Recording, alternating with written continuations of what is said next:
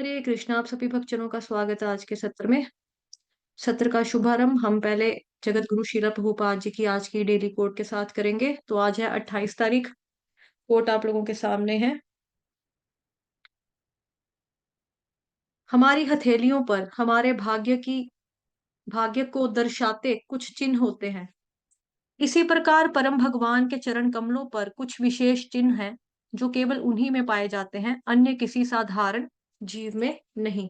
जगत गुरु श्रील प्रभुपाद की जय।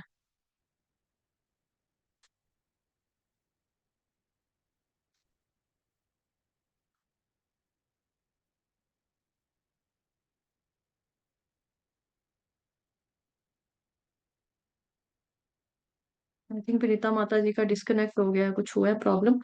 भाव्या प्रभु जी, आप श्लोक और ये पढ़ लो अपना, क्या बोलते हैं, अनुवाद। हरे कृष्णा जी। जी माता जी। जी माता जी। ब्रह्माण्यधाय कर्माणि संघं त्यक्त्वा करोति यः लिप्यते न स पापेन फलपत्रमिवाम्भसा। अनुवाद। जो व्यक्ति कर्म फलों को परमेश्वर को समर्पित करके आसक्ति रहित होकर अपना कर्म करता है, वह पाप कर्मों से उसी प्रकार अप्रभावित रहता है जिस प्रकार कमल पत्र जल से अस्पर्श रहता है। जी प्रभु जी। तात्पर्य पढ़ना माता जी। हाँ पढ़ो। तात्पर्य जगत गुरु श्रील प्रभुपाद द्वारा जगत गुरु श्रील प्रभुपाद की जय। यहाँ पर ब्रह्मणी का अर्थ कृष्ण भावनामृत में है। यह भौतिक जगत प्रकृति के तीन गुणों की समग्र अभिव्यक्ति है जिसे प्रधान की संज्ञा दी जाती है। वेद मंत्र सर्व यो द्रह्मा मांडुक्य उपनिषद 2 तस्मात् एतद् ब्रह्म नाम रूपमन्नं च जायते। मुंडक उपनिषद फर्स्ट कैंटो के सेकंड चैप्टर का 10th वर्स तथा भगवत गीता में 14.3 मम योनिर महद्व्यम से प्रकट है कि जगत की प्रत्येक वस्तु ब्रह्मा की अभिव्यक्ति है और यद्यपि कार्य भिन्न भिन्न रूप में प्रकट होते हैं किंतु तो भी वे कारण से अभिन्न है। ईशोपनिषद में कहा गया है कि सारे वस्तुएं परम ब्रह्म या कृष्ण से संबंधित हैं, अतएव वे केवल उन्हीं की हैं। जो यह भली भांति जानता है कि प्रत्येक वस्तु कृष्ण की है और वे ही प्रत्येक वस्तु के स्वामी है, अतः प्रत्येक वस्तु भगवान की सेवा में ही नियोजित है, उससे स्वभावतः शुभ अशुभ कर्म फलों से कोई प्रयोजन नहीं रहता। यहाँ तक कि विशेष प्रकार के कर्म संपन्न करने के लिए भगवान द्वारा प्रदत्त मनुष्य का शरीर भी कृष्ण भावनामृत में संलग्न किया जा सकता है। तब यह पाप कर्मों के कर्मों से वैसे ही परे रहता है जैसे कमल पत्र जल में रहकर भी भीगता नहीं। श्रीमद् भगवत गीता 3रे अध्याय के 30वें श्लोक में भी कहा गया है, मयि सर्वाणि कर्माणि सन्न्यस्य। संपूर्ण कर्मों को मुझे कृष्ण को समर्पित करो। तात्पर्य यह है कि कृष्ण भावनामृत विहीन पुरुष शरीर एवं इंद्रियों को अपना स्वरूप समझकर कर्म करता है, किंतु कृष्ण भावना भावित व्यक्ति यह समझकर कर्म करता है कि यह देह कृष्ण की संपत्ति है, अतः इसे कृष्ण की सेवा में प्रवृत्त होना चाहिए। हरे कृष्ण माता जी। जगत गुरु श्री प्रभुपाद की। हरे कृष्णा प्रभु जी, थैंक यू सो मच। पंचांग प्रणाम जी। विनीता माता जी, इट्स ओके, कोई बात नहीं, डिस्कनेक्ट हो गया, नेटवर्क इशू था। हरे कृष्णा माता जी, पंचांग प्रणाम। आप पढ़ाओ। हरे कृष्ण माता जी। पंचांग प्रणाम जी। पता नहीं कैसे हो गया कोई डिस्कनेक्ट। बात नहीं माता जी, कोई नहीं। जी, तो आज का जो वर्ष है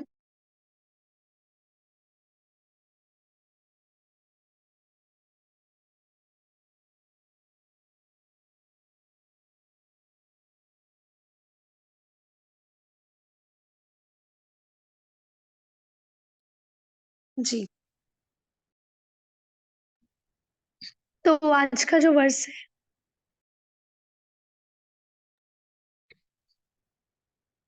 कि जो व्यक्ति अपने सभी कर्म फलों को भगवान को समर्पित करके, ठीक है, उनके शरणागत होके आसक्ति रह मतलब बिना अटैच हुए अपना कर्म करता रहता है, वही उसी वो क्या करता है, सभी पाप कर्मों से अप्रभावित रहता है ना। तो इसका क्लियर मीनिंग क्या है कि उसको कर्म बंधन नहीं लगता। तो जब और बाकी जैसे जितने भी पाप हैं उनसे अप्रभावित रहता है। अप्रभावित मतलब उसका प्रभाव नहीं पड़ेगा। पाप कर्मों का प्रभाव उसके ऊपर नहीं पड़ेगा जो भगवान को समर्पित कर रहा है, ठीक है? तो सबसे पहली बात तो ये है कि इस वर्स से क्लियर हो जाता है, क्योंकि चैप्टर का नाम भी क्या है? कर्म योग, है ना? तो कर्म योग में हम कर्मों के रिलेटेड पढ़ रहे हैं ना, जैसे हमें बहुत सारे डाउट्स होते हैं कि कर्म योग मतलब किस तरीके से कर्म करने चाहिए? अगर हम किसी ऐसे व्यक्ति से बात करें जो बोले कि हाँ, मैंने भगवत गीता पढ़ी हुई है, भगवत गीता मुझे पता है, मतलब चाहे उन्होंने भगवत गीता नहीं पढ़ी हो, वो हम उनको बोलेंगे पता है भगवत गीता में एक चैप्टर है उसका नाम है कर्म योग। तो उसमें कर्मों के बाद तो बहुत सारे बिजनेसमैन होते हैं जो मटेरियलिस्टिक होते हैं, जो भक्त नहीं या भक्ति में नहीं होते, तो फिर वो क्या कहेंगे, वो अपने नज़रिए से, अपने पॉइंट ऑफ व्यू से कहेंगे कि हाँ, पता है कि सभी कर्म कर्म करते जाओ, फल की आशा मत करो, तो बस यही है ना? लेकिन ये कर्म योग जो चैप्टर है, उसमें आप देखोगे कि भगवान कृष्ण कितने डिटेल के साथ हर एक चीज़ को बता रहे हैं ना। हुँ। पहले के वर्षों में भी उन्होंने बताया कि भक्ति भाव से कर्म करते हैं, जो अपने मन को, अपनी इंद्रियों को वश में रखता है, जो विशुद्ध आत्मा है। फिर हमने यस्टरडे वाले माताजी ने वर्ष में पढ़ाया आपको कि जो दिव्य पुरुष होता है, भावनामृत होता है, वो क्या करता है? देखते, सुनते टाइम, सोते टाइम, खाते टाइम, चलते टाइम, श्वास लेते में भी अपने अंदर उसको पता होता है कि मेरा कुछ भी नहीं है, ठीक है? मैं कुछ भी नहीं कर रहा हूँ। ये सब कैसे हो रहा है? भगवान भगवान की कृपा से ही हो रहा है, ठीक है? तो अ, तो मतलब अभी आज के वर्ष में क्या है कि जो व्यक्ति क्या करता है अपने कर्म फलों को, मतलब कर्म के फलों को भी भगवान को समर्पित करता है और बिना अटैच हुए अपना कर्म करता है। आसक्ति रहित मीन्स ये नहीं है कि अगर वो कोई कर्म कर रहा है तो वो उसकी आकांक्षा होगी, एक्सपेक्टेशन होगी कि ये मेरा है, मेरा ही इसको मुझे इसको सॉरी, मेरे को इसका फल मिलेगा या फिर मैं इसका भोग करूँगा बाद में चल के या अभी। तो ये मेरे भोग के लिए बना है, ये मेरे एन्जॉयमेंट के लिए बनी है चीज़ें, ठीक है? तो वो ऐसे नहीं सोचता जो भक्त होता है, जिसने अपने कर्मों के फलों को भगवान को समर्पित किया होता है। तो वो आसक्ति रहित होके कर्म करता है, क्यों? क्योंकि उसको पता है कि मैं कौन हूँ? कृष्ण का दास हूँ, कृष्ण मेरे स्वामी हैं, ठीक है? हम तो भगवान के एक दास हैं, नौकर हैं, ठीक है? तो सब कुछ जो भी बना है वो कृष्ण की एन्जॉयमेंट के लिए बना है। कृष्ण क्या है? भोक्ता राम यज्ञ तपसा, ठीक है? सर्वलोक महेश्वरम सब कुछ कृष्ण ही भोगता है, तो कृष्ण की प्रसन्नता के लिए बना है, तो मैं क्यों अटैच हूँ? मैं क्यों आसक्ति रखूँ कि ये मेरा है, ये मेरा है, ये मुझे मिलेगा, मेरे भोग के लिए बना है? नहीं, क्योंकि हमें पता है ये कृष्ण के लिए बना है, ठीक है? और फिर जब पता है कृष्ण के लिए बना है, तो हमें आसक्ति किस बात की होनी चाहिए, है ना? कर्म के फलों से। तो फिर वो व्यक्ति क्या रहता है, पाप कर्मों से अप्रभावित रहता है। मीन्स वो उसको पाप कर्म लगेंगे ही नहीं। जैसे कि ये तो हम सबने कितनी बारी पढ़ा हुआ है ना, कितनी बारी सुना हुआ है कि पाप कर्मों से कैसे अप्रभावित रहेगा जब कर्म फलों को समर्पित करेगा। जैसे खाना बनाते हो, सबने सुना है ना कि हम सब क्यों भोग लगवाते हैं? अभी आप सब है ना बहुत इंटेलिजेंट हो, आप सब जानते हो ये वाली बात कि भोग क्यों लगवाते हैं हम? क्योंकि देखो भोग लगवाने का मतलब ये नहीं है कि अ, हमें जो है क्या बोलते हैं, भोग लगवाने का मतलब ये नहीं है कि हमें जो खाना है कि कृष्ण को इसलिए खाना है कि हाँ फॉर्मेलिटी करने के लिए कि हाँ चलो कृष्ण को दिखा दिया फिर खा लो, है ना? भोग लगवाने का मतलब क्या होता है? भोग लगवाने का सबसे पहला रीजन तो ये है कि कृष्ण की ही ये चीजें हैं, कृष्ण ने ही सब बनाया है, तो कृष्ण ही स्वामी है, तो कृष्ण ही भोगता है ना। तो हमें पहले अपने स्वामी को समर्पित करनी है, ठीक है? तो पहला ये रीज़न है। दूसरा क्या है कि कृष्ण ने ही तो सब बनाया है, सब्जियाँ, फ्रूट, ग्रेन्स जो भी हैं, चावल हो गए, दाल हो गए, गेहूँ हो गया, क्या ये मक्की हो गई, क्या ये सब हम उगा सकते हैं? नहीं, ये सब भगवान से ही तो आया है, तो भगवान को अगर हम समर्पित कर रहे हैं, तो इसका मतलब है इससे हमारा प्रेम जो है प्रभु की तरफ बढ़ता है ना? प्रेम प्रेम बढ़ता है। तो इसीलिए और तीसरा क्या है रीज़न कि हम क्यों भोग लगवाते हैं? क्योंकि देखो, जब भी जैसे किसान जो होते हैं, जो फसलें उगाते हैं, तो उसको उगाते टाइम, काटते टाइम, छोटे-छोटे माइक्रो कीटाणु होते हैं, माइक्रो बैक्टीरिया जिसको बोला जाता है। जो हमारी नंगी आंखों से दिखते नहीं है हमें, लेकिन छोटे छोटे मच्छर कीड़े वगैरह होते हैं। ठीक है? तो वो जो चीज़ जब किसान फसलें काटते हैं या उगाते हैं, या फिर जब भी हम फ्रूट सब्जियों के ऊपर होते हैं ना, बोलते हैं बैक्टीरिया है, फ्रूट सब्जियों के ऊपर भी होते हैं। तो छोटे-छोटे कीटाणु, जीवाणु वो पनपते रहते हैं। तो जब हम उसको वॉश करते हैं, तो वॉश करते टाइम भी पानी में भी होते हैं वो तो ना, क्योंकि धरती के अंदर मिट्टी है, तो मिट्टी में पानी भी है, तो पानी में भी होते हैं।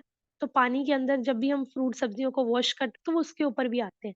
और जब हम खाना पकाते हैं गैस के ऊपर, तो आप देखोगे कि गैस के ऊपर भी जब गैस जगती है ना, तो उससे भी बहुत सारे छोटे-छोटे कीटाणु जो होते हैं, वो मर जाते हैं। गैस की स्मोक से ले लो, या गैस की भाप से ले लो, गैस की हीट से ले लो, है ना? तो ऐसे करते हुए कितना देखो है ना, छोटे-छोटे क्योंकि उनमें भी तो आत्मा है ना। ऐसा तो नहीं है कि छोटे-छोटे कीटाणुओं में आत्मा नहीं है, वो भी तो योनियाँ भोग रहे हैं ना, तो उनमें भी आत्माएँ हैं। तो ऐसे करते हुए हमें कितने सारे पाप लग गए, है ना? इतने सारे पाप लग गए हमें। क्योंकि अगर हम अगर हम अपनी एक सेकंड मैं पानी पी लूँ।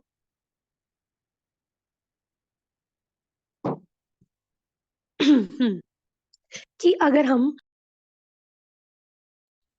उसको अपनी खुशी के लिए बना रहे हैं, जैसे सॉरी माताजी, थोड़ा-सा गला खराब है आज। कोई बात नहीं माता जी, कोई बात नहीं। आप पानी का घूंट पी लो, थोड़ा 1-2 सेकंड ले लो, मैं पॉज कर देती हूँ, कोई बात नहीं, पॉज करो। जी माताजी, अभी ठीक है, हो गया, मैंने पी लिया पानी। तो ठीक है। जैसे हम अगर उसको अपनी खुशी के लिए बना रहे हैं खाने को, है ना, सब्जियों को, या फिर किसी भी ग्रेन्स को ले लो, रोटी, चपाती जो भी बना रहे हैं, ठीक है? तो हम अगर अपने खाने के लिए, अपने भोग के लिए बना रहे हैं कि मैं इसको बना के खाऊँगा, है ना? मेरे स्वाद के लिए, मेरी जीवा के स्वाद के लिए बन रहा है।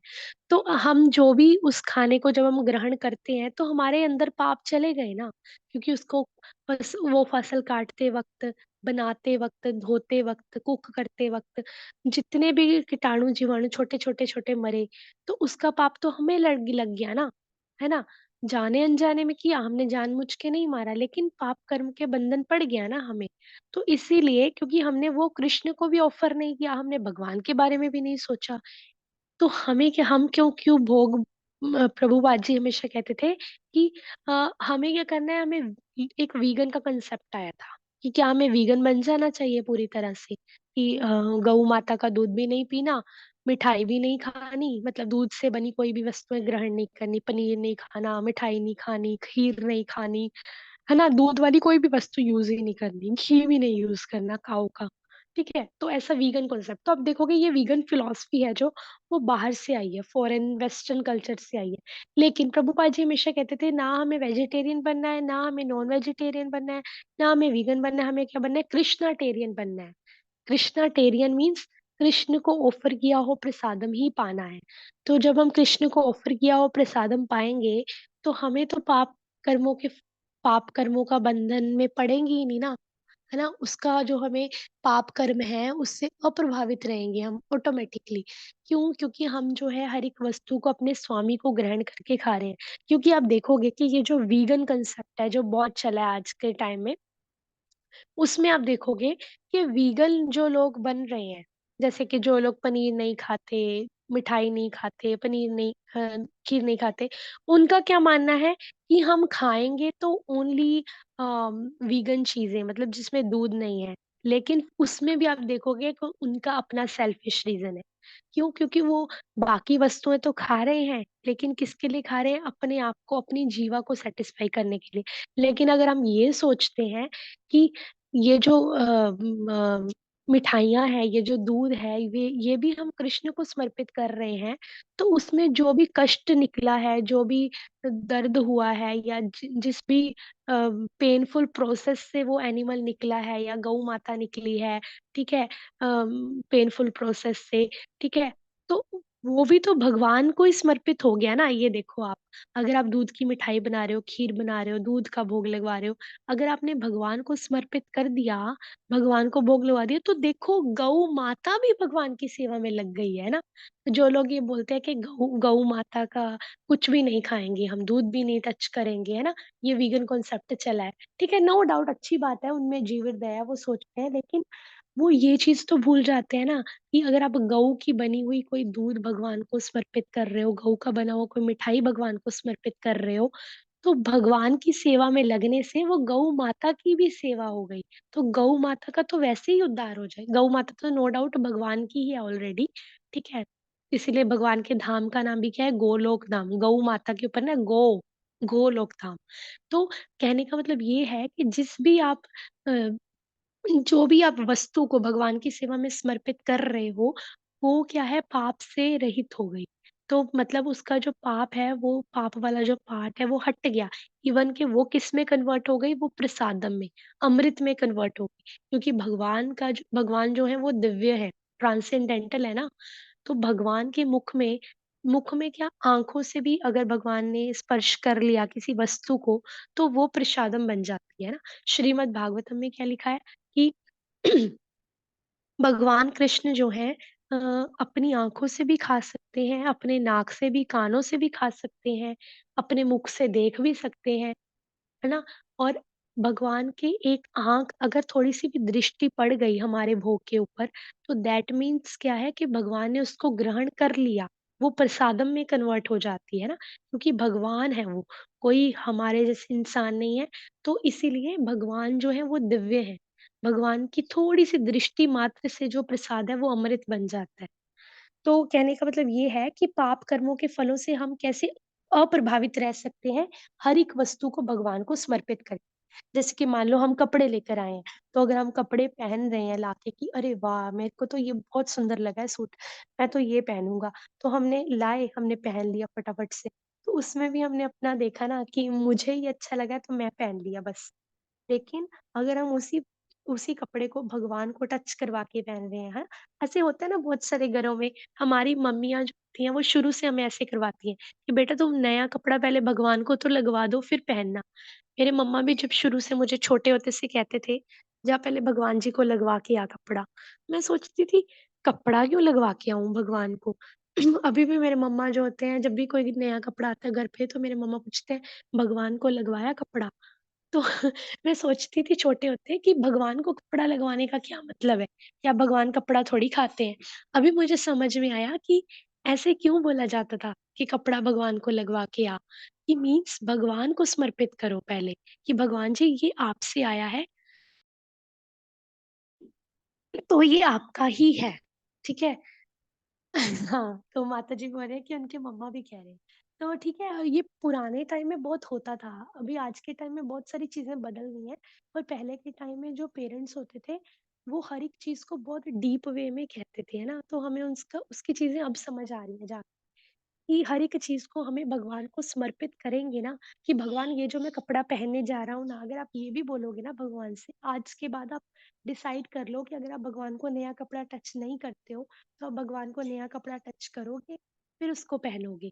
कि भगवान को आपने क्या बोलना है कि भगवान जी, ये जो मैं कपड़ा पहनने जा रहा हूँ ना, तो ये कपड़ा पहन के मैं इतना ज़्यादा आपकी भक्ति करूँ ना, इतना ज़्यादा नाम जप करूँ ना, मतलब ये कपड़ा भी एक तरह से आपकी सेवा में लग जाएगा।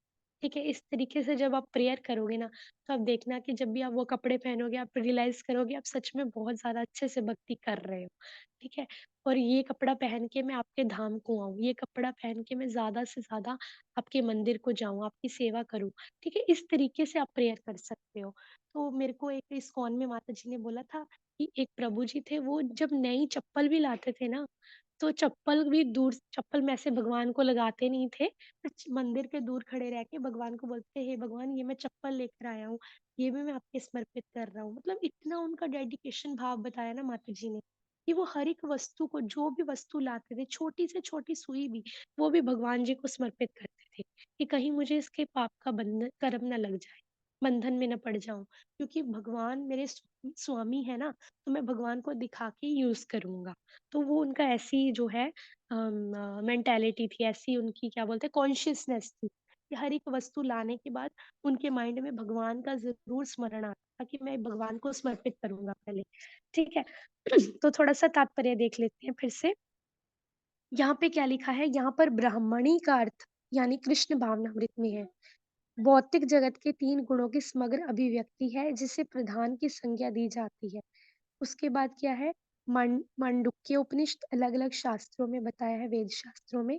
मुंडक उपनिषद, ठीक है, यहाँ पे देखेंगे मांडुक्य और मुंडक ये अलग अलग है, ठीक है।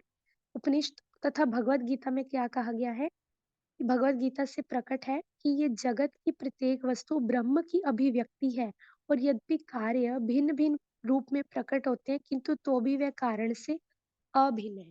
ठीक है। तो आप देखोगे कि जितनी भी वस्तुएं हैं वो भगवान से ही उद्भूत है, भगवान से ही निकली है। ठीक है। कोई भी ले लो, लैंडस्केप्स ले लो, माउंटेन्स ले लो, पेड़ ले लो, नेचर ले लो हमारा। ठीक है। पानी, आग, ये हम भी कहाँ से बने, हम भी भगवान से निकले हैं ना, भगवान की तटस्था शक्ति है हम भी। तो भगवान की ही अभिव्यक्ति है, भगवान ही क्रिएटर है, भगवान ही पालन करता है। और अलग अलग रूपों में जो भी प्रकट होती है तो भी वे कारण से अभिन्न रहती है। ठीक है। तो हम देखोगे कि भगवान क्या है, भगवान क्या है, ईश्वर परमा कृष्णा सच्चिदानंद विग्रह अनादिरादि गोविंद सर्व कारण कारणम। भगवान कृष्ण क्या है, सभी कारणों के कारण है। तो भगवान सब जितनी भी वस्तुएं हैं हम देखते हैं संसार में, तो वो ब्रह्मांड में भी सभी वस्तुएं भगवान कृष्ण से उद्भूत है। ठीक है। ये श्रीमद् भागवतम में भी कहा है, श्रीमद् भगवत गीता में भी कहा गया है। ठीक है, कि सभी वस्तुएं भगवान कृष्ण से उद्भूत है। तो सभी वस्तुओं के स्वामी जो है वो कृष्ण है। तो कारण कौन हुए, कृष्ण है। Krishna is the source of all the sources. ठीक है। तो कितनी भी हम वस्तुएं ले ले तो वो भगवान की ही है। उसके ऊपर हम अपना जो है स्वामित्व वाला भाव जो है, ओनरशिप, वो नहीं जता सकते, वो क्लेम नहीं कर सकते। तो इवन के ईशोपनिषद में भी क्या कहा गया है कि जितनी भी वस्तु है वो कृष्ण से रिलेटेड है और कृष्ण की ही है। ठीक है। अभी आप ये देख लो कि हम जो भी सब्जियां खाते हैं, कितनी रंग बिरंगी सब्जियां आती है ना। चाहे वो शिमला मिर्च ले लो, चाहे वो गाजर ले लो। ठीक है। क्या ले लो, कद्दू ले लो, पेठा ले लो, भिंडी ले लो, कैसी है ना, शेप देखो कैसी होती है ना, अतरंगी शेप होती है, जरा सोच के देखो। किसी की गोल शेप होती है पेठे की, भिंडी लंबी सी होती है, उसकी बोदी सी होती है, गाजर कैसी होती है, ऊपर से मोटी नीचे से पतली होती है। ठीक है। और शिमला मिर्च कितनी सुंदर शेप में होती है, रंग बिरंगी शिमला मिर्च भी होती है, येलो ग्रीन, है ना, और उनकी शेप भी कितनी सुंदर। तो ये सारी सब्जियां इंसान क्या बना सकता है, बिल्कुल भी नहीं बना। और जब सृष्टि शुरू हुई थी तब भी इंसान ने नहीं बनाई थी, ना कोई साइंटिस्ट ने बनाई है ना। जो विज्ञानी दावा करते हैं कि हम हर एक चीज बना सकते हैं, हम अलग अलग टेक्नोलॉजीज का निर्माण कर सकते हैं, हम क्या बोलते हैं उसको, मसाज चेयर बना सकते हैं, गाड़ियां बना सकते हैं। वो क्या, खाने वाली जो वस्तु है जिससे हमारा पेट भरता है, हम जिंदा रह सकते हैं, वो बना सकते हैं, सब्जियां नहीं बना सकते। फ्रूट देख लो, कितने रंग बिरंगे फ्रूट है, ड्रैगन फ्रूट देखो, बनाना देखो, एप्पल देखो, ऑरेंज देखो, लीची देखो, है ना। उसके ऊपर भगवान ने छिलका भी चढ़ा के भेजा है। तो छिलका उतारेंगे, बीच में से लीची निकलेगी, बीच में से बीज निकलेगा। और उनका टेस्ट देखो, हर एक फ्रूट का अलग टेस्ट होता है। बनाना का अलग टेस्ट होता है, एप्पल का अलग होता है, लीची का अलग होता है। हर एक फ्रूट का, वाटरमेलन का अलग टेस्ट होता है। और कोई सोचे भगवान ने बीज कैसे डाल दिया अंदर, फ्रूट के अंदर कैसे बीज आ गए, है ना। तो कितना सोचने की बात है कि सारी जो वस्तुएं हैं, सारी चीजें हैं जो कहाँ से निकली हैं, भगवान कृष्ण से तो उद्भूत है ना। इतने बड़े बड़े माउंटेन आप देखते हो, पहाड़ बने हुए हैं, कैसे इंसान ने थोड़ी, पहाड़ तो खुद ही बने हैं ना, भगवान की कृपा से बने हैं ना। तो ये सारी की सारी जो वस्तुएं हैं, ग्रेन ले लो, चावल ले लो, मक्की ले लो, गेहूं ले लो, ठीक है। हम उगा सकते हैं, फसलों को काट सकते हैं, खा सकते हैं, लेकिन हम इसको बना नहीं सकते। बनाने वाला कौन है, कृष्ण है। तो कृष्ण ने ही ये अलग अलग क्रिएटिविटी की है ना, कितना क्रिएटिव माइंड है कृष्णा का। आप देखो फ्लावर्स को देखो, गुलाब कितने तरह के होते हैं, कितने सुंदर होते हैं, पंखुड़ियाँ, अलग अलग तरह के फूल होते हैं। और फूलों के रस से ही शहद बनाती हैं मधुमक्खियां जो होती हैं ना। कितना है ना कॉन्सेप्ट, देखो हम, ये इंसान कर ही नहीं सकता किसी भी हालत में कि मक्खियों से जबरदस्ती रस निकलवाए फूलों का, उससे शहद बनाए। और शहद भी भगवान की सेवा में लगता है ना। तो नेचुरल मीठा जिसको बोलते हैं। तो आप देखोगे कि भगवान श्री कृष्ण कितने क्रिएटिव हैं। सारी की सारी वस्तुओं के कारण कौन है? कृष्ण है। स्वामी कौन है? कृष्ण है। तो अगर हम कृष्ण की सेवा में ही समर्पित ना करें वस्तुओं को, तो फिर हम तो कितने बड़े सेल्फिश हुए, है ना। तो इसलिए जो फूल भी हैं जो भगवान ने बनाए हैं, वो फूलों को भी भगवान को समर्पित करना है। कृष्णा क्या कहते हैं भगवत गीता में? पत्रम पुष्पम फलम तोयम यो मे भक्त्या प्रयच्छति तदहम भक्त्या उपहर्तम अश्नामि प्रियतात्मनः। मुझे मतलब तुम क्या करो, पत्र पुष्प फल फूल ये सब क्या है, जल सॉरी, ये मुझे समर्पित करो, है ना।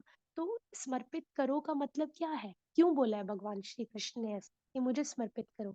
और जो श्रद्धा से भक्ति भाव से मुझे समर्पित करता है, तो श्रद्धा भाव से भक्ति भाव से समर्पित करने का मतलब क्या है कि भगवान ही सभी चीजों के स्वामी है, भगवान से ही सभी वस्तुएं उद्भूत है, निकली है। तो भगवान को हम समर्पित करेंगे तो ये हमारी ही तो भलाई है ना। एक तो वो प्रसादम अमृत बनेगा, दूसरा भगवान उसके स्वामी है, तो भगवान को हमें, हमारा कर्तव्य है कि भगवान को हम भोग ऑफर करें। और तीसरा क्या है, अपने प्रेम से श्रद्धा भाव से प्रेम बढ़ाने के लिए भगवान के साथ उसको समर्पित करें हम। चौथा क्या है कि सभी पाप कर्मों से अगर हमें अप्रभावित रहना है, अप्रभावित मतलब पाप कर्मों में नहीं पड़ना, हमें कर्म बंधनों में नहीं पड़ना, तो हमें भगवान को भोगा जरूर ऑफर करना है। ठीक है, इसीलिए भगवान क्या कहते हैं कि मेरे समर्पित करो। नहीं तो भगवान भगवान ऐसे भी तो बोल सकते थे कि भगवान को क्या जरूरत थी ऐसे बोलने की, पत्रम पुष्पम फलम तोयम। भगवान ने क्या कहा, मेरे समर्पित करो, क्योंकि भगवान हमारा भला सोच रहे हैं कि हम पापों से अप्रभावित रहे। आगे क्या है, यहाँ तक कि विशेष प्रकार का कर्म संपन्न करने के लिए भी भगवान दरबार मनुष्य का शरीर भी कृष्ण भावनामृत में संलग्न किया जा सकता है। ये बहुत इंपॉर्टेंट बात है, पॉइंट। माता जी थोड़ी सी वॉइस तेज कर लो, कम आ रही थोड़ी। तो ये पॉइंट बहुत इंपॉर्टेंट है कि कृष्ण की सेवा में हमें अपना शरीर, मनुष्य का शरीर भी संलग्न किया जा सकता है। तो हमें केवल ये नहीं सोचना कि हाँ जितनी भी चीजें हैं हम भगवान को दे देंगे बस हो गया, मतलब भगवान को भोग लगवा के हो गया, भगवान को टच करके हो गया बस। नहीं, यहाँ पे क्या लिखा है प्रभुपाद जी ने कि मनुष्य का शरीर भी कृष्ण भावनामृत में संलग्न किया जा सकता है। हमें ये जो शरीर मिला है ये भी तो हमारा अपना नहीं है, ठीक है, ये भी तो भगवान ने ही बनाया है ना। तो हमें शरीर भी हमें भगवान की सेवा में लगाना है अपना। ठीक है, अपने शरीर को कैसे सेवा में लगा सकते हैं ये तो आप सबने कितनी बारी समझा हुआ है। ठीक है, कैसे, भगवान की भक्ति करके, ठीक है, फिजिकली भगवान की सेवा करके, अर्च विग्रह की बुक डिस्ट्रीब्यूशन करके, ठीक है, प्रचार करके, वाणी से भगवान की नाम जप सेवा करके, कीर्तन करके, कानों से भगवान के नाम को और भगवान के कीर्तन को, महिमा को श्रवण करके, ठीक है, नाक को भगवान के चरणों में चढ़े हुए तुलसी पत्र फूलों को सूंघने में, आंखों को भगवान के दर्शन करने में, पैरों को भगवान के मंदिर चल के जाने में, हाथों को भगवान का माला करने में, भोग बनाने में, बुक डिस्ट्रीब्यूशन करने में, अर्च विग्रह की सेवा करने में। इसी तरह हम अपने सभी के सभी अंगों को, पूरे के पूरे शरीर को भगवान की सेवा में समर्पित कर सकते हैं। ठीक है, और फिर क्या होता है जब हम, तब वह पाप कर्मों के कलमश से वैसे ही परे रहता है जैसे कमल पत्र में के जल में रहकर भी भीगता नहीं है। ठीक है, तो हम कैसे पापों से परे रहेंगे, जैसे आप देखोगे कि कमल कहाँ खिलता है, कमल कीचड़ में खिलता है ना, पानी होता है, पानी में कीचड़ होता है। तो अब जब कमल को निकालोगे तो आसपास से आपको कीचड़ दिखेगा, उसके जो बड़े बड़े पत्ते होते हैं गोल गोल ग्रीन कलर के, वो कीचड़ में होते हैं।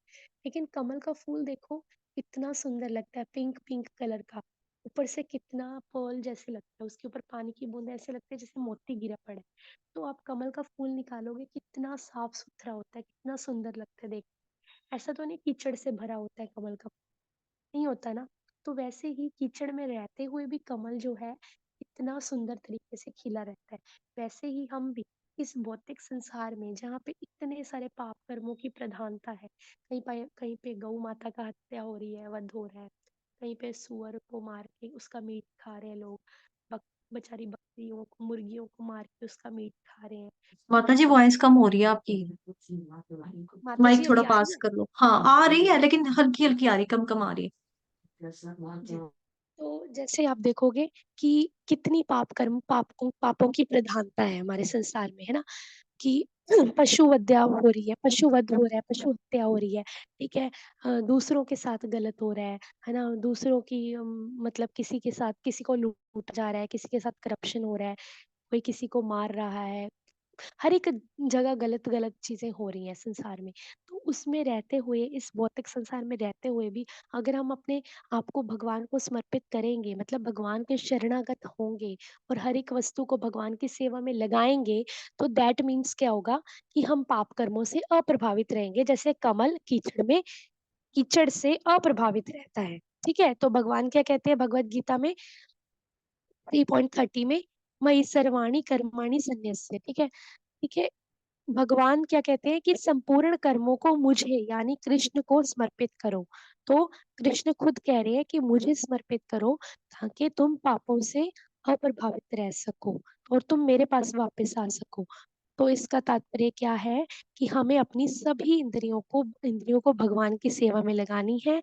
भगवान की सेवा में लगा के जब हम इस तरीके से कर्म करते हैं, इवन कि अपने धन को भी भगवान की सेवा में लगाना है, तन मन धन तीनों से भगवान की सेवा करनी है।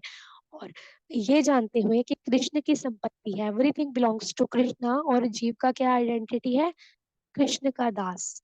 तो ऐसे हम भगवान की सेवा में लगे रहते हैं तो हम पाप कर्मों से अप्रभावित रहे।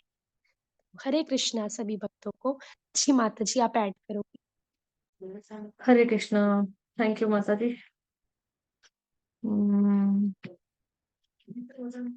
अनुवाद। जो व्यक्ति कर्म फलों को परमेश्वर को समर्पित करके आसक्ति रहित होकर अपना कर्म करता है, वह पाप कर्मों से उसी प्रकार अप्रभावित रहता है जिस प्रकार कमल पत्र जल से अस्पर्श रहता है। तो ये यहाँ पे तात्पर्य में ही प्रभुपाद जी ने उपमा दी है, मतलब भगवान कृष्ण ने, सॉरी, ठीक है, कृष्ण भगवान जी ने खुद ही यहाँ पर उपमा दिया, एनालॉजी दिया है कि किस तरह से, जिस तरह से कमल पत्र, कमल का फूल जो है, पानी के अंदर रहते हुए पानी से अछूता रहता है, उस तरह से। तो ये भगवान जी ने उपमा दिया कि कोई व्यक्ति बोल सकता है कि आप बता रहे हो कि वो जगत में खाता है, पीता है, उठता बैठता, चलता फिरता, सोता, फिर भी वो जगत से अलग होता है, पृथक होता है, जैसा कि हमने कल वाले श्लोक में पढ़ा था।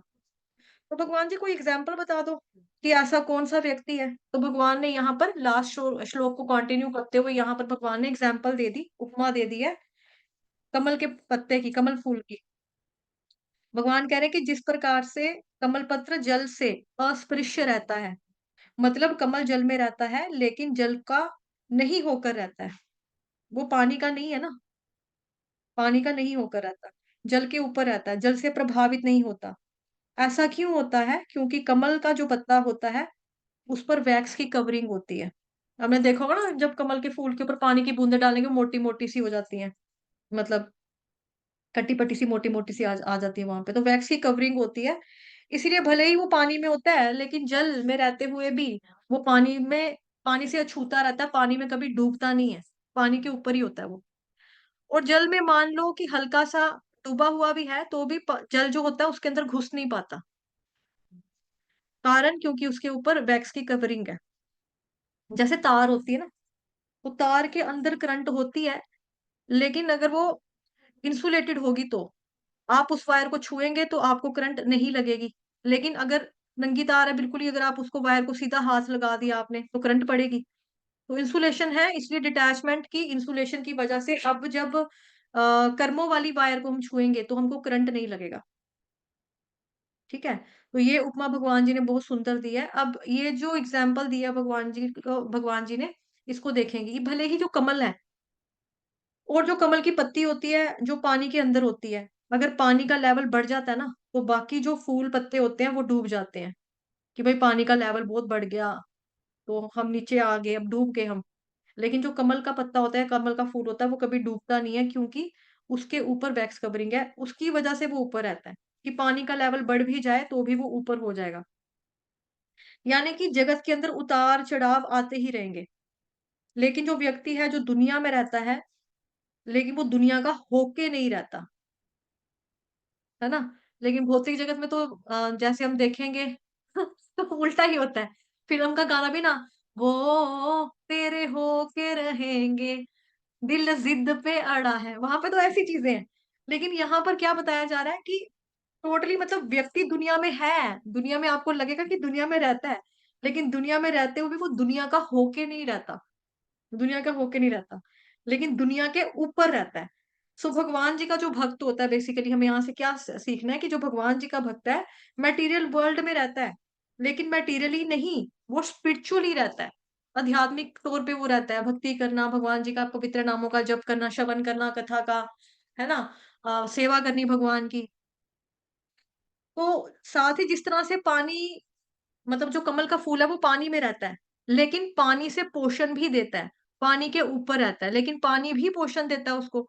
उसी प्रकार से जो भगवान जी का भक्त होता है, इस जगत के अंदर अपने भरण पोषण के लिए इस जगत का इस्तेमाल करता है। जैसे मान लो उसने पढ़ाई की है, भौतिक जगत में की ना, मेटेरियलिस्टिक स्टडी की, एमए किया, बीएड किया, कुछ भी की उसने पढ़ाई। तो पढ़ाई करने के बाद उसने क्या किया कि अपना कोई करियर चुना, कोई नौकरी करने गया, किसी ने बिज़नेस खोला, अपना भरण-पोषण के लिए उसने संसार का इस्तेमाल किया। लोग हैं, जैसे हम छोटे होते पढ़ते हैं ना, मैन इज़ एन क्या बोलते थे, सोशल एनिमल, वो समाज के बिना नहीं रह सकता। बाद में भिगोना। भगवान का भक्त होता है, ठीक है? तो इस जगत के अंदर वो बेसिकली क्या करता है, अपना भरण-पोषण करता है, जगत का इस्तेमाल करता है, लेकिन जगत से प्रभावित नहीं होता।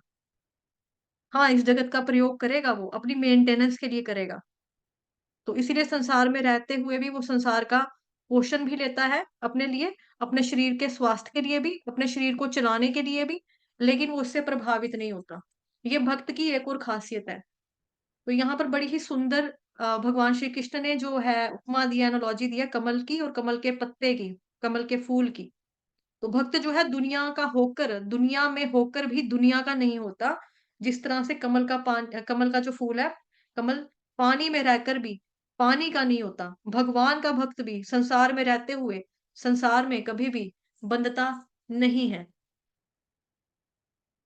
ठीक है? तो साथ ही यहाँ पर प्रभुपाद जी ने तात्पर्य में हमें कुछ उपमाएँ दी हैं, जैसा कि माता जी ऑलरेडी यहाँ पे चर्चा कर चुकी है, मांडूक्य उपनिषद, ठीक है? सर्वम ह्येत ब्रह्म और तस्मात् एत ब्रह्म नाम रूपन च जायते, मुंडक उपनिषद में। वो श्रीमद् भगवत गीता में दिया है, ये तो बहुत ही इंपॉर्टेंट है और हमने पढ़ा भी हुआ सबने। मम योनिर्महद्ब्रह्मा तस्मिन् गर्भं दधाम्यहं सम्भवः सर्वभूतानां ततो भवति भारत। श्रीमद् भगवत गीता अध्याय 14 नंबर, श्लोक संख्या जी था, अभी कहाँ गया श्लोक संख्या, किसका है? 14 चैप्टर का थर्ड। यहाँ पे शब्द क्या आ रहा है? मम योनिर्महद् ब्रह्मा, मम योनिर्महद् ब्रह्मा। मम का मतलब क्या हो गया? मेरा। योनि का मतलब हो गया जन्म स्रोत। भगवान कह रहे हैं कि मैं सबको जो योनि देने वाला हूँ वो तो मैं हूँ, सबका जन्म देने वाला जो मैं हूँ, आई एम सोर्स। तो माता जी ने बताया ना, ईश्वर परम कृष्ण सच्चिदानंद विग्रह अनादिरादिर गोविंद सर्व कारण कारणम। तो इस श्लोक में बेसिकली भगवान ये कहते हैं अर्जुन को कि ब्रह्म नामक समग्र वस्तु, भौतिक वस्तु जन्म का स्रोत है, और मैं इस ब्रह्म को गर्भस्थ करता हूँ, प्रेग्नेंट करता हूँ, नेचर को, कुदरत को, ब्रह्म को गर्भस्थ करता हूँ, जिससे समस्त जीवों का जन्म जो है वो संभव होता है। सेम चीज जो है ना, ये हमने परम गुह्य ज्ञान में भी पढ़ी थी। परम गुह्य ज्ञान भी आप लोगों को चैप्टर लर्न करवाया था जब आप श्लोका की क्लास कर रहे थे। उसका याद करो, श्लोक संख्या था आपका 17 नंबर का। पिताहमस्य जगतो माता धाता पितामहः वेद्यं पवित्रमोंकार रुकसाम यजुरेव च। कि हे, मतलब अर्जुन को भगवान बोलते हैं कि मैं इस ब्रह्मांड का पिता हूँ, माता हूँ, आश्चर्य हूँ, पिता माँ हूँ। जैसे कहते हैं ना पापा से पहले दादू थे, भगवान कह रहे दादू भी मैं ही हूँ, पिता माँ भी मैं ही हूँ, माता हूँ, पिता हूँ, आश्चर्य, आपको संरक्षण देने वाला मैं हूँ, आपका पिता माँ मैं हूँ, मैं ज्ञेय हूँ यानी कि मैं जानने वाला हूँ, मैं शुद्धि करता हूँ, और मैं ओमकार हूँ। जैसे कहते हैं ओम, सबसे पहले डमरू का नाद हुआ तो ओम आया, तो भगवान गीता में कह रहा है ना कि ओम में जो ओंकार का ध्वनि है, जो साउंड है, वो मैं हूँ। मैं ऋग्वेद हूँ, सामवेद हूँ, यजुर्वेद भी मैं हूँ। भगवान कह रहे हैं कि भाई ये जो आपके वेद हैं, जो कहते हैं कि वेद बेसिकली है क्या है? भगवान जी की सांसों से तो निकले हैं। तो कोई कोई है, अगर किसी व्यक्ति ने सांस लिया या सांस छोड़ा, तब वो करके प्रकट हुआ ना, तो वेद वहां से आए।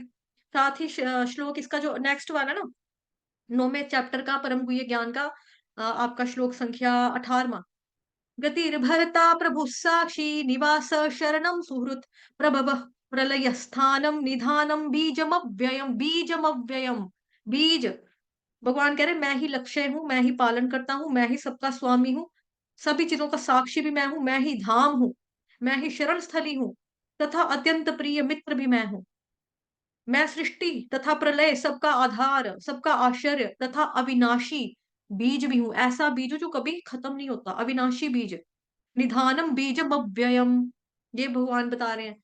साथ ही यहाँ पर प्रभुपाद जी ने तात्पर्य में देखो बड़े सुंदर सुंदर प्रभुपाद जी ने वो दिए आपको, क्या बोलते हैं, रेफरेंसेस। ईशोपनिषद में कहा गया कि सारी वस्तुएं परब्रह्म या कृष्ण से संबंधित है। ओम ईशावास्यमिदं सर्वं यत्किंच जगत्यां जगत् तेन त्यक्तेन भुञ्जीथा मा क्रुधः कस्य स्विद्धनम्। ओम, तो वहां पे भी प्रभुपाद जी भी बता रहे हैं, ईशोपनिषद का जो मंत्र जो मैंने गाया उसमें बता रहे हैं, इस जगत की प्रत्येक वस्तु, चाहे वो जड़ हो चाहे वो आपका चेतन हो, सारा का सारा कुछ क्या है, वो कृष्ण भगवान जी से ही रिलेटेड है, उनसे ही संबंधित है, उनके बिना कुछ भी नहीं है। और हमें क्या करना है, जो चीज भगवान जी ने हमारे क्या बोलते हैं अपना, हमारे कर्म में लिख दी है, मतलब जितना हमारे भाग में लिखी है कि भाई इस व्यक्ति को इतना दिया जाएगा, उसको उतनी चीज मिलनी चाहिए। अगर हम उससे ज्यादा लेने की ट्राई करते हैं तो दैट मीन्स हम डाका डाल रहे हैं, हम चोर हैं। तो हमें चोर नहीं बनना, हमें भक्त बनना है। जैसे हमने यहाँ पढ़ा कि भक्त जो होता है इस्तेमाल करता है चीजों का, जगत में रहता है, जगत की चीजों को यूटिलाइज करता है, इस्तेमाल करता है, लेकिन उतना करता है जितना उसके नसीब में भगवान जी ने लिखा हुआ है, उतना वो लेगा, उससे ज्यादा नहीं लेगा। और प्रभुपाद जी तात्पर्य में, ईशोपनिषद के श्लोक के अंदर तात्पर्य में प्रभुपाद जी ये लिखते हैं कि अगर कोई चावल की आटे की बोरी है ना, कनक मतलब राशन की बोरी, अगर कोई सड़क के ऊपर पड़ी है, चिड़िया आएगी, चिड़िया वो दाने चुगेगी, खा के चली जाएगी।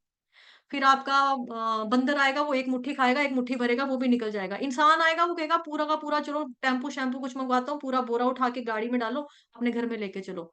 तो जो भक्त होता है बेसिकली वो मटेरियलिस्टिक नहीं होता, वो प्रत्येक चीज को भगवान जी की वस्तु के रूप में देखता है कि भगवान की प्रॉपर्टी है, भगवान की प्रॉपर्टी का मिस यूज नहीं करना है हमें। जैसे होता है ना, पानी आप देखते हो सड़क के ऊपर कहीं चल रहे हैं, पानी का नलका खुला हुआ है, हम नलका बंद कर देते हैं, भले ही वो हमारी छबील नहीं है, हमारा पानी नहीं है, किसी ने पानी पियाओ लगाया हो वहां पे, लेकिन फालतू में क्यों वेस्ट करना। भगवान की प्रॉपर्टी ना, किसी के पानी पिएगा कोई, जिंदगी मिलेगी किसी को, है ना। तो जैसे यहाँ पर एक चीज भी लिखी थी ऊपर कि जहां पे भगवान होते हैं, अच्छा वो दूसरे श्लोक का रेफरेंस था ना, ठीक है। फिर यहाँ पर है जी, शुभ शुभ कर्म के फलों से उसको कोई फर्क नहीं पड़ता, ठीक है। कृष्ण भावनामृत में प्रत्येक कर्म किया जा सकता है, कैसे रिलेट करना है वो मालूम है। फिर यहाँ पर आ गया जी आपका श्लोक संख्या ये वाला, श्रीमद् भगवत गीता। यहाँ पे एक और दिया है, प्रभुपाद जी ने तात्पर्य में, श्रीमद् भगवत गीता श्लोक संख्या जी आपका तीसरे अध्याय का 30वें नंबर का श्लोक। ठीक है, मयि सर्वाणि कर्माणि सन्न्यस्य अध्यात्म चेतसा निराशीर्निर्ममो भूत्वा युध्यस्व विगत ज्वरः। तो ये श्लोक में भगवान क्या बता रहे हैं इसमें कि अर्जुन अपने सभी कार्यों को मुझ में समर्पित करके, मेरे पूर्ण ज्ञान से युक्त होकर, लाभ की आकांक्षा से रहित, स्वामित्व की भावना से बिना, स्वामित्व के किसी भी दावा करना ये चीज मेरी है, ये मेरी है, उससे बिना, तथा आलस्य से रहित होकर युद्ध करो। तो यहाँ पे भगवान क्या बता रहे हैं, मई सर्वाणी, संपूर्ण कर्मों को मुझ में यानी कि कृष्ण भगवान जी को समर्पित करो। ठीक है, साथ ही तात्पर्य के अंदर प्रभुपाद जी ने तात्पर्य के अंदर और भी चीजें बताई हैं इसी वाले में, जो यहाँ पे रेफरेंस दिया ना, तीसरे अध्याय का 30th श्लोक, उसमें प्रभुपाद जी ने आगे चीज दी है तात्पर्य के अंदर, कि कोषाध्यक्ष जो होता है ना, मतलब जैसे बैंक में कोई काम करता है, कोई काम करने वाला बैंकर है, या कोई खजांची ले लो, उसने अपने क्या करना है, जो भी उसके पास कैश आया उसको वो गिन सकता है, काउंट कर सकता है, लेकिन उसमें से पैसे थोड़ा रख लेगा। जैसे हम बैंक में पैसा जमा कराने जाते हैं, पैसे हमारे ही खाते में आते हैं ना। अब ये थोड़ा हम सोचेंगे यार हम फलाने बैंक के अंदर सब एसबीआई बैंक के अंदर जाके अपने खाते में पैसे जमा करा के आए हैं, बैंक मैनेजर ना कहीं उठा कर ले जाए मेरे पैसों को, 2 लाख जमा कराया था, 2 लाख कहीं वो अपने घर ना ले जाए। ऐसा नहीं होता ना, ऐसा नहीं होता। तो उसी तरह से पैसा जो होता है, जैसे वो बैंक कोष अधिकारी जो होता है वो अपने पास नहीं लेके जाता, इसी तरह से हमको इंसान को क्या समझना चाहिए कि इस संसार में किसी भी व्यक्ति का कुछ भी नहीं है, सब कुछ भगवान श्री कृष्ण का ही है, सारी वस्तुएं कृष्ण भगवान जी की हैं। और एक ये सॉरी, विनीता माता जी ने आपको एक आज उदाहरण भी दिया ना, पत्रम पुष्पम फलम तोयम वाला, 9वें अध्याय का 26वें नंबर का श्लोक। ठीक है? उसमें भी माताजी ने क्या बताया कि जो चीज़ें भगवान जी को अर्पित करो, प्रेम के साथ, भाव के साथ अर्पित करो कृष्ण भगवान जी को। यहाँ पे भी भगवान क्या कह रहे हैं? संपूर्ण कर्मों को मुझ में यानी कृष्ण भगवान जी को समर्पित करो। ठीक? तात्पर्य क्या है? यह है कि कृष्ण भावनामृत पुरुष, ही पुरुष शरीर और इंद्रियों को अपना स्वरूप समझकर कर्म करता है। लेकिन जो कृष्ण भावनामृत होता है, यहाँ पे बेसिकली दोनों के बारे में, 2 कैटेगरी के लोगों के बारे में आ गया। एक वो जो डिवोटी है, एक वो जो हो गया जो कृष्ण भावनामृत व्यक्ति नहीं है। जो कृष्ण भावनामृत व्यक्ति होगा, वो यही समझ के कर्म करेगा, ये जो शरीर भी भगवान ने दिया, ये भी कृष्ण की प्रॉपर्टी है और मेरे शरीर को कृष्ण भगवान जी की सेवा में लगना चाहिए। तो कृष्ण भगवान जी की सेवा में लगना चाहिए मतलब अपने सिर को लगा दो भगवान जी के सामने झुकाने में, अपने हाथों को लगा दो भगवान जी की सेवा करने में, अपनी आँखों को लगा दो भगवान जी के दर्शन करने में, जीवा को लगा दो भगवान जी की हरि कथा का चर्चा करने में, हरे कृष्ण महामंत्र का जप करने में, कानों में लगा दो श्रवण करने में, पैरों को लगा दो मंदिर में चलने के लिए, ठीक है? बुक्स डिस्ट्रीब्यूशन करने के लिए। इस तरह से अपने संपूर्ण अंग को, पूरी देह को हम कृष्ण भगवान जी की प्रॉपर्टी समझकर अगर इसको हम सेवा में लगाएँगे, तो फिर हम कृष्ण भावना भावित बन सकते हैं, फिर हम भक्ति में आगे बढ़ सकते हैं।